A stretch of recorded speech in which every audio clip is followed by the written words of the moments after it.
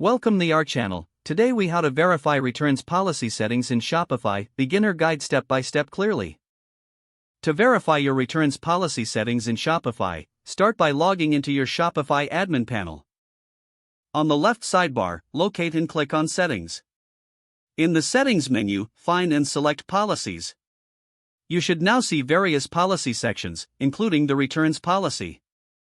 Click on the Edit button next to the Returns policy section. Review the current text to ensure it aligns with your business practices.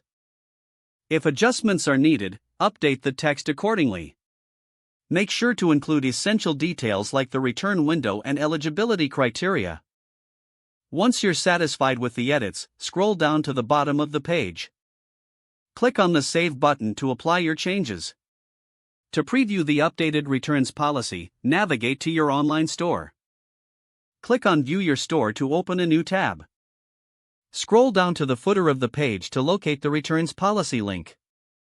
Click on the link to confirm that the displayed policy matches your recent updates. If everything looks good, you have successfully verified your returns policy settings. For any additional modifications, simply repeat the above steps as needed. If the page does not load, refresh the browser or try again in a private or incognito window. Make sure you are using the correct email address, then retype it carefully to avoid small typos. If your password is not accepted, use the reset option and create a new strong password you can remember. Check your spam folder for verification or security emails, then complete any requested confirmation steps. Enable two-factor authentication if available to improve account security and reduce unauthorized access risk. After signing in, review your profile details so your contact information and settings are accurate and current. If you see an error message, note it down and try again after restarting your device and internet connection. Log out when you finish, especially on shared devices, to keep your account and payment information secure. If the page does not load, refresh the browser or try again in a private or incognito window.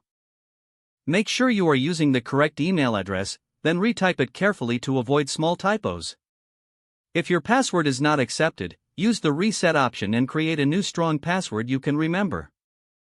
Check your spam folder for verification or security emails, then complete any requested confirmation steps. Enable two-factor authentication if available to improve account security and reduce unauthorized access risk. After signing in, review your profile details so your contact information and settings are accurate and current.